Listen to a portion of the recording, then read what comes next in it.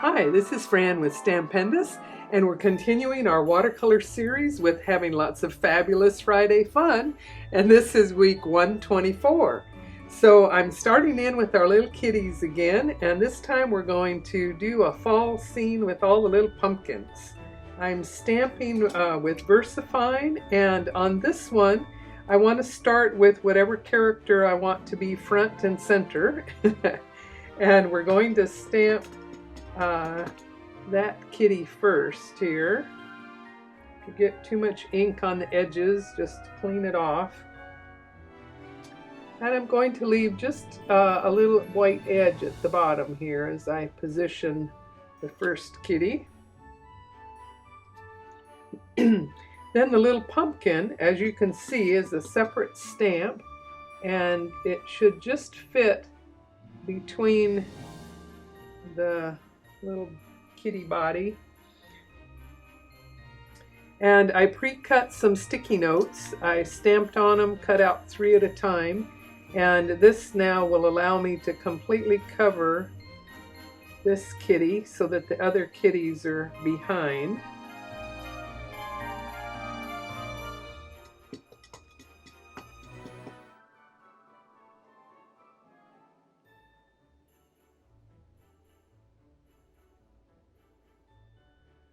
And again, I kind of left that same little margin down at the bottom.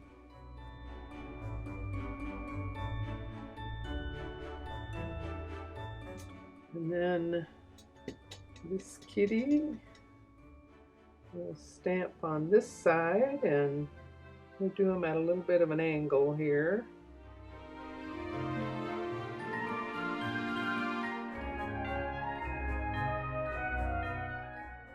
Okay, and they each get a pumpkin.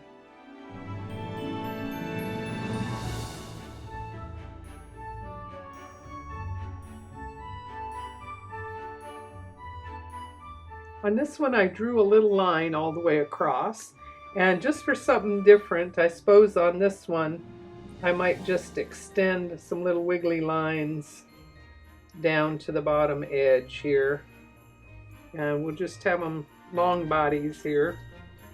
Okay, so for some fall colors, I want to have a sky that looks a little bit more of a blue-gray, so I've brought some of the black down to this area of my palette, and I'll mix it with some of the phthalo blue.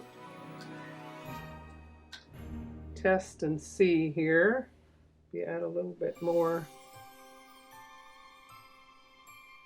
Okay, and in this case, instead of sort of the puffy clouds, I'm going to try a little bit more of some sweepy, kind of windy day here. Oh, actually, I'm liking this a little bit different look here. The wind is blowing. Should have all their scarves going the right way. Whatever way the wind is blowing. Okay, and that's just enough to kind of set the tone there without. That's actually much easier to paint than little puffy clouds. Okay.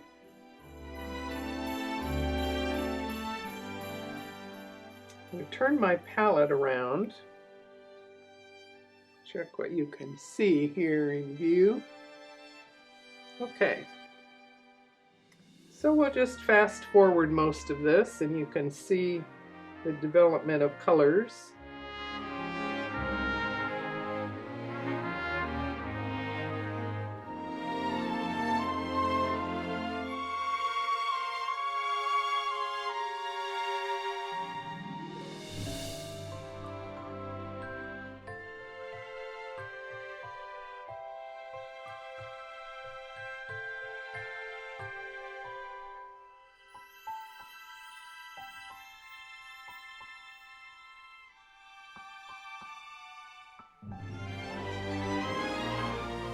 The nice teal color to this scarf is a lot of the phthalo blue with a bit of green added in. If you get some of this olive green, that should kind of just shifts the color a little bit. Yeah, that's fun.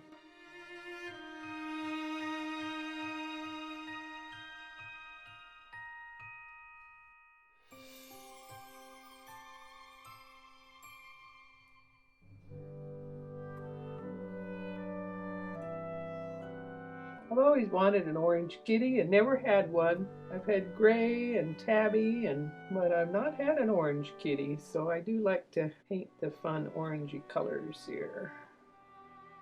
Perhaps you've noticed what I only just now noticed. I forgot to paint any of their paws. So you should paint them while you're painting the rest of the fur. Do the matching colors on their little paws. Well, they could have all white paws, but you can add some color if you like.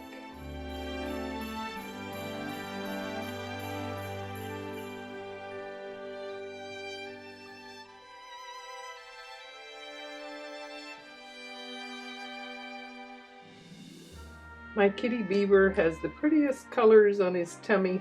When he rolls around and lets me rub his tummy, I just love seeing the soft, tawny colors of fur that are lighter on his great big belly. He's a happy kitty.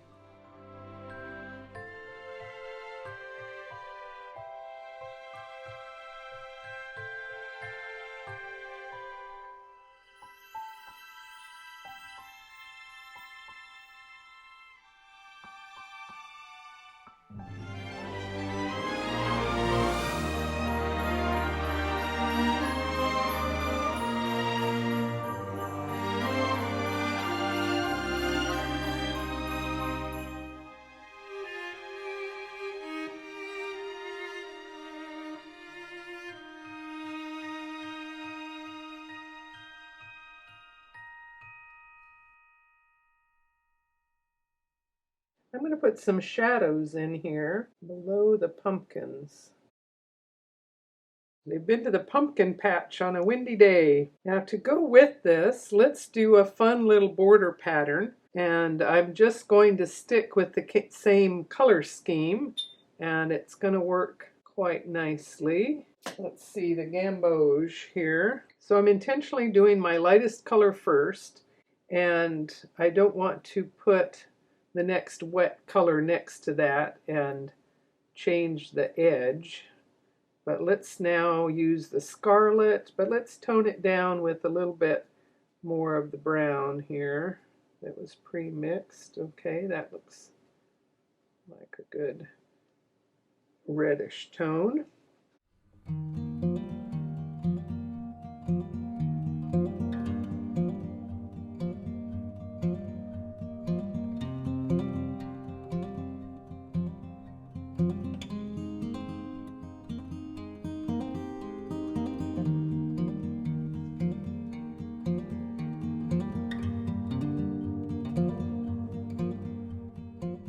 You certainly could stop right there, but if you want to add a little bit more detail, let me fill that in.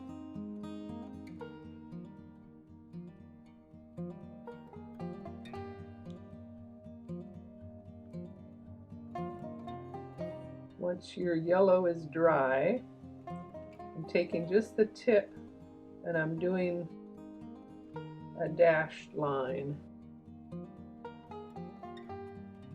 And you could stop right there, but if you have a darker brown, let's do a little bit more detail.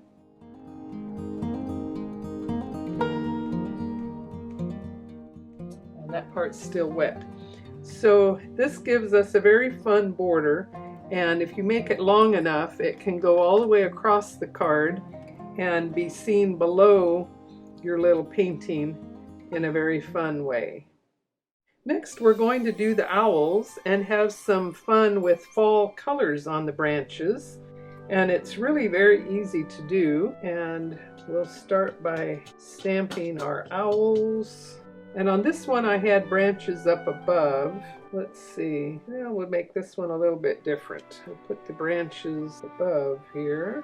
You can see on this one, I did a really dark sky and the bright color on the leaves, and it's interesting, but it doesn't look very realistic somehow. You wouldn't see all the color that way unless you had a flash.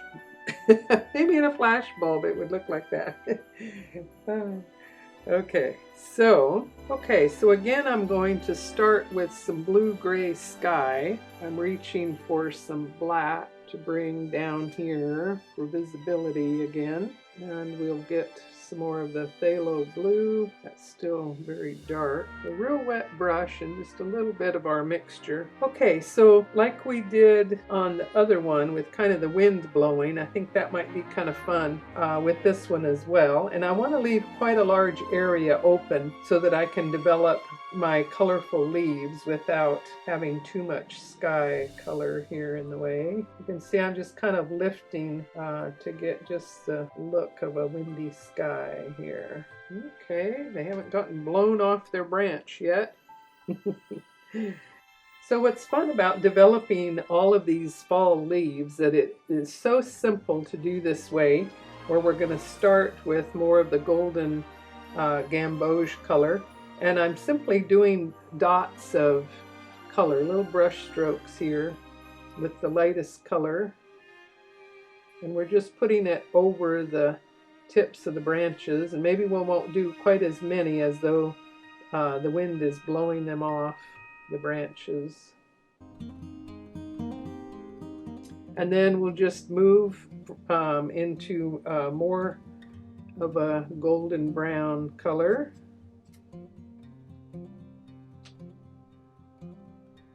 And then partly on top of the first bunch of the yellow, we'll add more of the next color. It's just doing dots. Actually want a little bit more of an orangey color. I think I want some more of that just scarlet color. Oh yeah, that's fun. And if one little patch is still wet, then it blends in an interesting way, so it all works.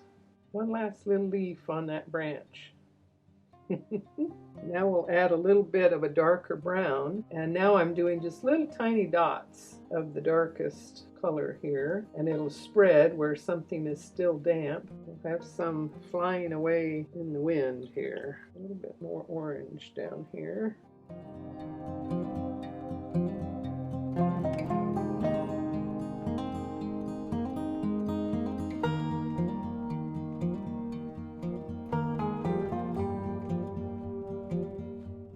So now I'll do more fall colors on their scarves.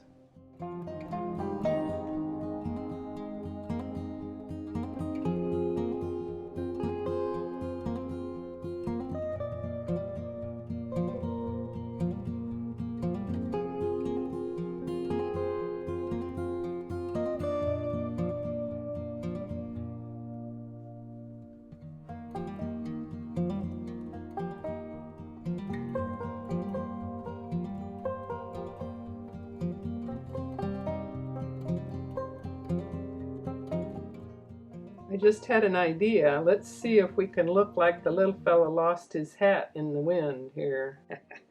You get the idea. Just part of it going off the edge is all we need. And let's make it be orange to go with the little guy's scarf here. Whee! There it goes.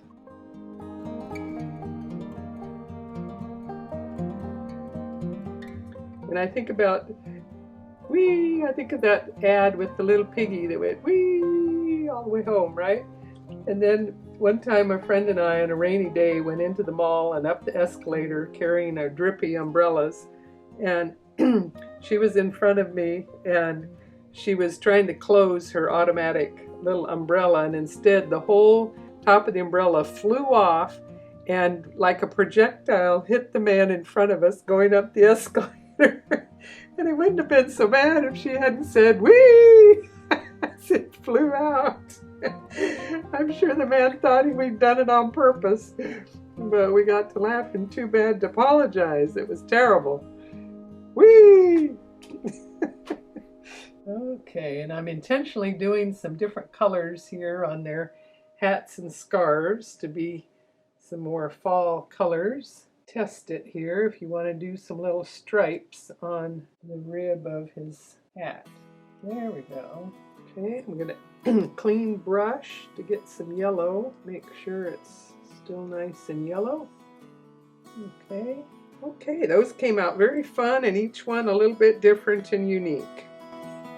Next, we're going to use our furry Christmas stamps, and you can see a really fun little interior here with the wood floor, and I'll show you how it all comes together, and you'll be amazed that it's easier than it might look at first glance.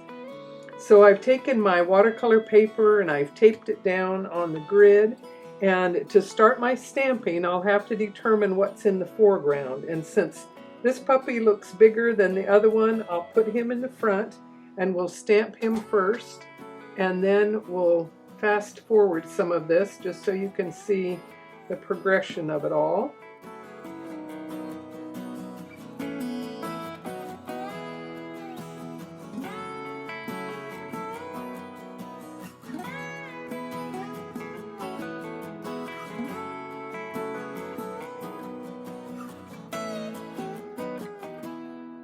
Okay, if you'll notice in this one, I didn't put anything under the tree, and that still works assuming that the base is a little bit further over. But I want to show you an easy way to do a little skirt under the tree if you want to give it a try.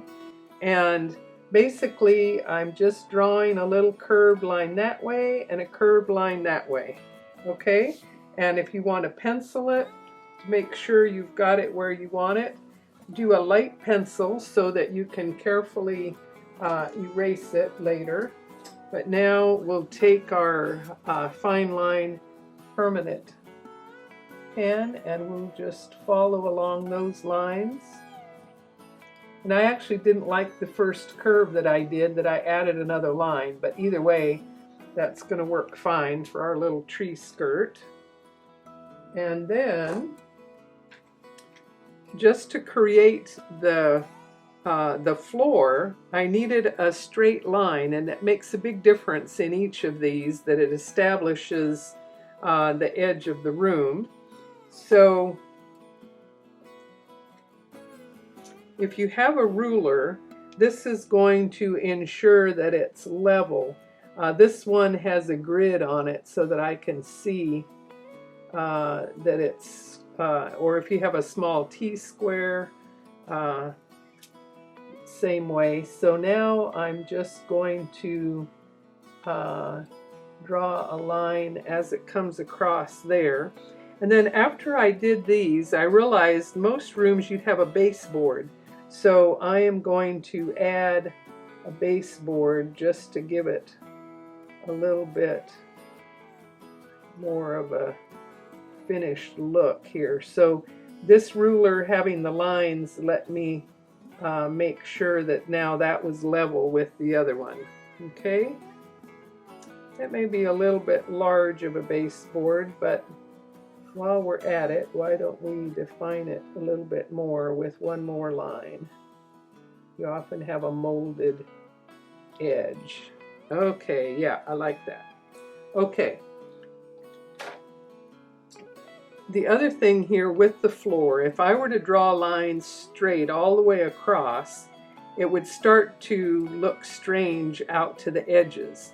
So if you'll notice in each of these, what gives you that look of the flooring is that you change the angle a little bit. And again, so let's say we start here in the center and draw some lines just at a slight angle, okay? And then you just keep moving it out at a little bit more of an angle. And in this smallest space, that's going to be enough of the perspective to make it work quite nicely. And mine weren't done with the ruler, and they weren't that precise, and they still give you the illusion that you need. And now you've got them in the room. They're in the living room now. So if you want, you could practice doing this on some scrap paper, or just proceed one step at a time like I've done. And hey, if you don't like it, you can turn the piece over and do the other side, and it's just a piece of paper. I think I missed a little bit of the line back in here. It doesn't show much, but I think I will put it in just, there we go. Okay. Okay, so now we'll do some painting, and I think that we will just fast forward and you can watch all of the colors as they develop.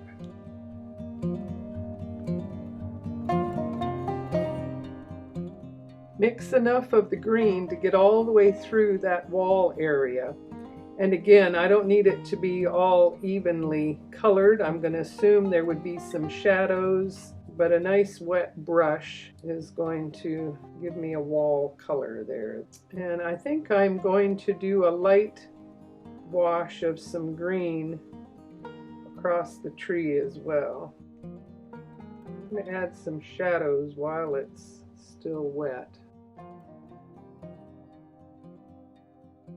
I think if we were to leave the baseboard white, it would be too stark, so we're going to do some gray on it right from the beginning here. Since we're painting backgrounds, I'm going to proceed with the flooring. So I had a pre-mix of this yellowy brown, and from way back when I squirted color into these compartments and did mixing, this was mostly gamboge, and then I pulled some of the brown into it to just tone it down a little bit. Okay, so we're going to add several layers here to develop the flooring. So I'm going to flood the entire area first with the light brown. And I just realized I would see a little bit more of the floor line back beyond the skirt of the tree. So I could have used the ruler back there, but now it's filled in. Since that's a lot yellower than I want, I'm going to come back in with a wet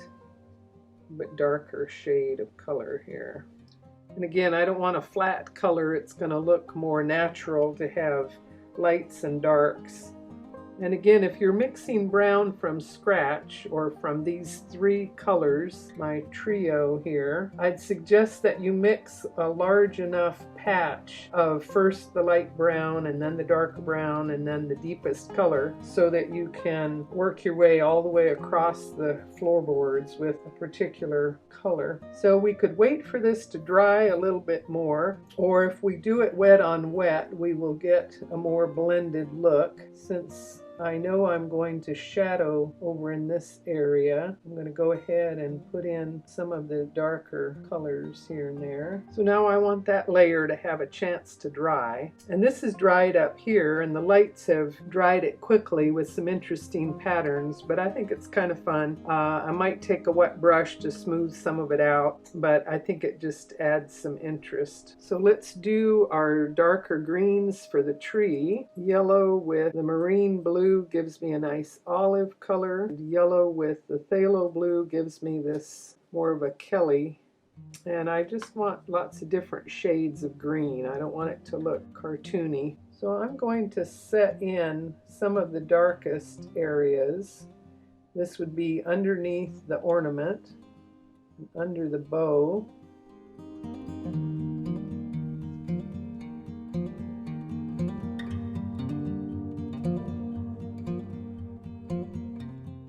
Now I'm lifting away some of that color for my highlights. I'm lifting where I went into the ornament, let that dry. I just had an interesting idea. It would be fun to take the fine line masking fluid and do little tiny dots before you started painting the greens, and then that might give you the illusion of the little tiny lights. If you had those white little bits sparkling through. The floor area is still damp, so we'll go on to paint some other areas.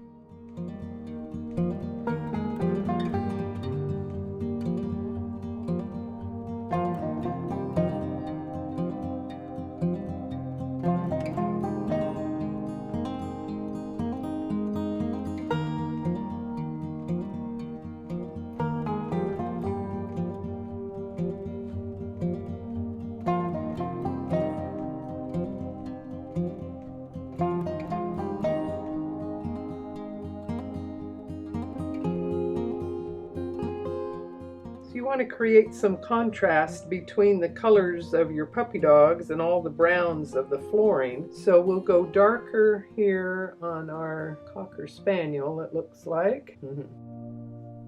We'll add a little bit more of the yellow tone. And again, I'm assuming my light source is coming from over here on the tree side, so I'll put the shadows to this side. And on this one, instead of going to the dark colors, let's go to some lighter colors. And again, I'm using more of the gray-black tones, one way or the other. And if you're mixing your black from the 3 primaries, we've got rose, yellow, and marine. And you just have to keep mixing.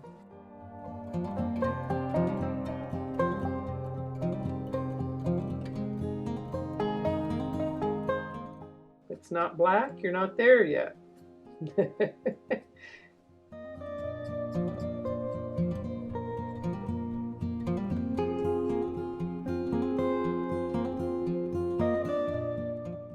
Okay, now there I have a neutral gray.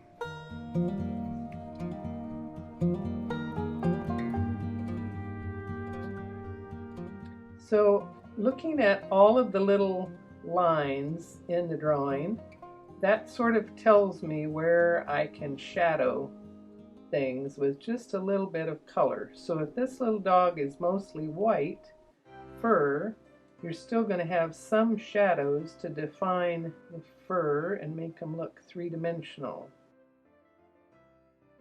I was walking with my friend around the lake, and there's a white poodle that has been given pink ears and a pink tail, and the rest of him is white. Her, I should say. I think her name is Lulu. She's just the cutest thing, and I've seen her from one week to the next, and her pink has faded only a little bit. And she's still very cute. So of course you can paint your little puppy dogs any way you like. My blue faded here, so I'm going to create that crescent of darker blue to make it, the ornament, look more rounded.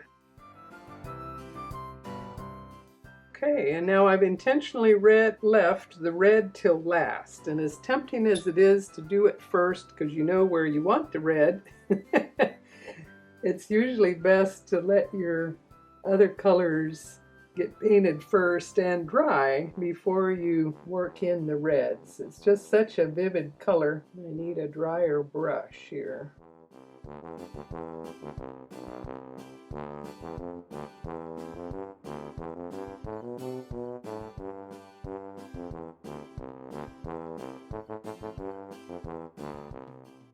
I did this tree skirt all red. Might be interesting to leave that white border, but since I colored it in that section, maybe what I can do is a stripy border.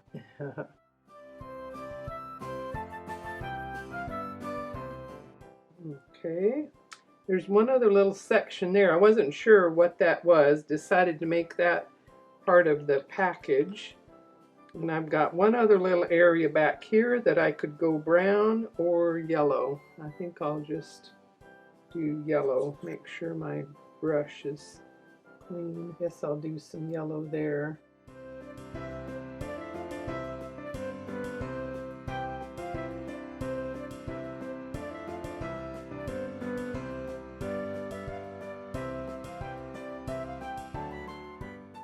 Okay, so for the flooring, you could just stop right there if you wanted. But if we do a little bit of some brush lines, you can see here, that really gives you a beautiful effect of the wood grain. So we need some darker brown on a rather dry brush. And I think it'll be helpful if I turn it the direction of the floorboards here.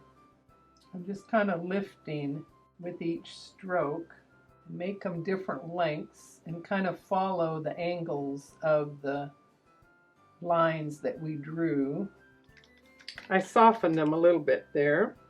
Let's add just a little bit more definition here to our Cocker Spaniel.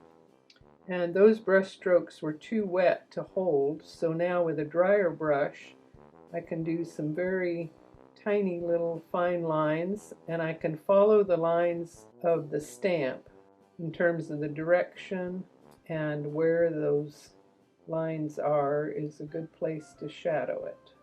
Okay, and the little foot down here would be in shadow.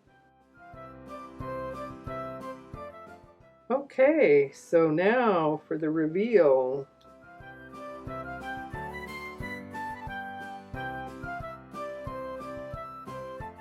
So here we are at the end of the month, and if you've been following along, you now know how to create a little masterpiece here.